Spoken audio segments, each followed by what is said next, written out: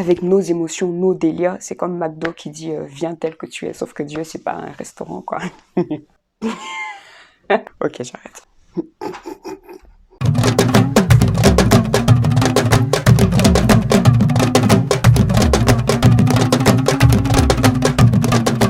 Guys, j'espère que vous allez bien. Du coup, voilà, aujourd'hui, on va vraiment parler de comment cultiver une intimité avec Dieu, comment développer une communion avec Jésus-Christ. Race David, c'est un cœur d'adorateur au cœur de la société.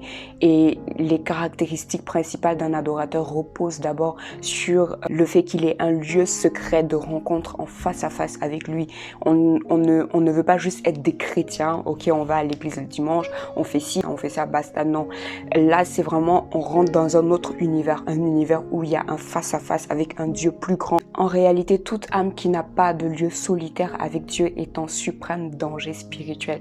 Quelqu'un disait justement que dans chaque homme, il y a un vide en forme de Dieu. Et ce vide-là, il n'y a que Dieu qui peut le remplir. Et avant d'avancer sur la partie un peu plus pratique de la vidéo, j'aimerais juste poser quelques bases. Cultiver l'intimité avec Dieu, ce n'est pas que à un seul moment de la journée. C'est vraiment une vie de tous les jours. Ça ne veut pas dire par contre qu'on ne réserve pas un moment spécial dans la présence de Dieu, parce que justement notre capacité à pouvoir entretenir après cette intimité avec Dieu dépendra des moments qu'on aura en solo avec lui. Du coup, il est important quelque part d'être intentionnel, de savoir faire des sacrifices. Si vraiment nous voulons développer cette communion-là avec lui, de pouvoir se dire ok, chaque jour Seigneur, moi je vais te réserver minimum 5 minutes par jour avec toi, où je serai juste en face de toi, je parle juste avec toi, je discute juste avec toi, je te partage juste mon cœur. Et au fur et à mesure, 5 minutes, ça peut monter au fur et à mesure, ça peut aller à 10 minutes, après ça va aller à 15 minutes, après à 20 minutes, après à 30 minutes, etc. Ça rend plus fort la relation. Ça fait qu'ensemble, on bâtit une histoire avec le Seigneur.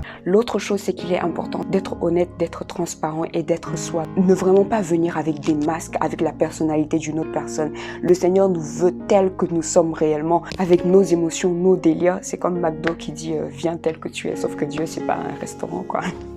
Ok, j'arrête. Il faudrait à chaque moment qu'on s'approche de lui se rappeler que c'est un père, c'est un ami. Venons réellement avec le désir de lui partager notre vie, de nous ouvrir à lui, de nous explorer dans sa présence. Parce que la présence de Dieu, c'est un univers. C'est un univers, voilà, c'est un univers. Donc venons vraiment avec ce désir-là de se dire waouh, ok Seigneur, je viens, je vais m'ouvrir. C'est l'expérience d'une âme qui va à la découverte de sa source, de quelqu'un qui est infiniment plus grand que lui et qu'il aime tellement, mais qu'il ne voit pas physiquement. Et dans cette vidéo, j'ai vraiment à cœur qu'on puisse comprendre que le Seigneur est en train de faire un appel à l'intimité. Et il y a ce verset-là juste que je vais citer, Apocalypse 3:20, il est écrit « Voici, je me tiens à la porte et je frappe. Si quelqu'un est sensible à mon appel et qu'il ouvre la porte, j'entrerai chez lui, je souperai avec lui et lui avec moi. » Et dans ce verset, je vois plusieurs phases. Je vois déjà la phase où c'est Jésus qui se tient à la porte et qui est en train de frapper. En fait, c'est Dieu qui nous a toujours cherché en premier. La religion, c'est de vouloir faire des actions pour pouvoir aller vers Dieu. Mais la relation avec Dieu, elle démarre lorsqu'on se rend compte que c'est Dieu en fait qui est en train de nous chercher. C'est lui qui est en train de taper à la porte de notre cœur. C'est lui qui est en train de nous dire mais où es-tu en fait? Il attend que nous puissions être sensibles à sa voix. Aujourd'hui dans le monde, il y a tellement de bruit. C'est pourquoi il est souvent important de faire des pauses où on dit ok, là je m'assois, je me concentre sur ma vie, je fais un face-à-face. S'il y a réellement un Dieu qui m'a créé, qui est réel et qui est vrai, je veux véritablement entendre cette voix, y être sensible afin de pouvoir y répondre. Et ensuite Jésus dit, s'il ouvre la porte, j'entrerai chez lui. Il y a une chose que Dieu ne nous a jamais enlevée, c'est le libre arbitre. Il a toujours veillé à ce que l'homme puisse faire son choix, à nous d'ouvrir la porte et de laisser Jésus-Christ entrer pour venir illuminer notre vie. Et il dit quoi? J'entrerai chez lui, je souperai avec lui et lui avec moi. Le repas, le souper, le dîner, etc. ce sont des moments de partage, ce sont des moments de communion. Et c'est ce que Jésus-Christ veut faire avec chacun d'entre nous. Il veut nous raconter des choses que nous ne connaissons pas. Et il veut que nous aussi, on puisse lui dire des choses que lui, il connaît, mais il veut quand même nous entendre. Je partage juste les astuces que moi j'ai et que j'utilise au quotidien pour passer plus de temps avec Dieu et que je sais que plusieurs autres personnes également utilisent. La première des choses, c'est de pouvoir déjà se mettre dans une atmosphère calme, une atmosphère posée. Vous pouvez mettre par exemple un instrumental worship. Il y en a sur Spotify, sur YouTube, partout. Vous mettez juste une petite musique derrière qui va déjà vous mettre dans une certaine prédisposition de cœur. Faites la liste de tous les domaines de votre vie.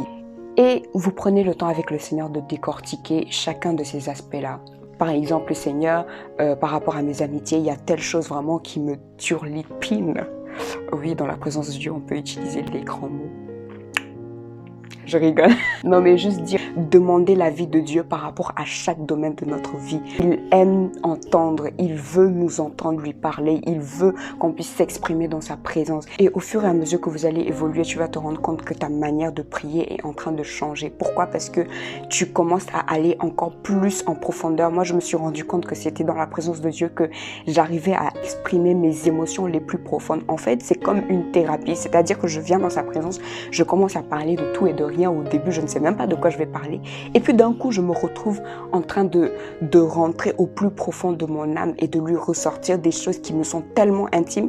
Et moi-même, en fait, je fais face à ces réalités-là au-dedans de moi. C'est parce que Dieu, il est la lumière en nous. Il est comme un miroir. Quand on vient dans sa présence, c'est comme un miroir, en fait. Il nous montre ce qu'il y a au-dedans de nous. Il fait tout ressortir en nous. Au fur et à mesure, on marche avec lui. Au fur et à mesure, il nous emmène dans les profondeurs de notre âme. Il ressort ce qui n'est pas de lui. Il télécharge en nous justement son amour, sa grâce. Là, ça me rappelle le chant qui dit: quand il descend, oui, tout s'arrête.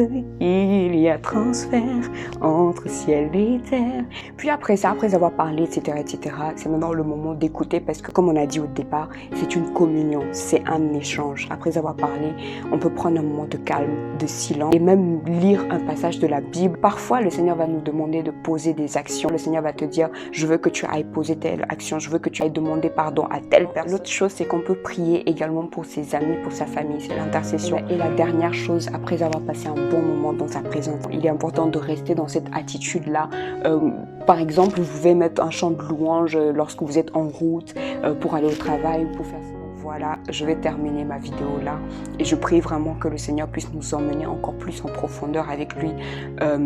Cette année, moi, mon slogan de cette année, c'est vraiment investir en nous et casser la baraque. Et investir en nous, je pense que c'est aussi investir dans notre esprit.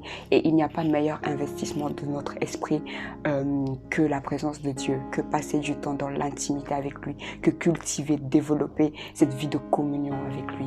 Et c'est ce que je nous souhaite à chacun de nous. Je prie qu'on puisse aller à un autre level cette année. Je nous souhaite à tous une excellente journée, soirée, qu'importe d'où vous me suivez. N'oubliez pas de liker la vidéo, de la partager, de vous abonner, etc., etc. Ciao!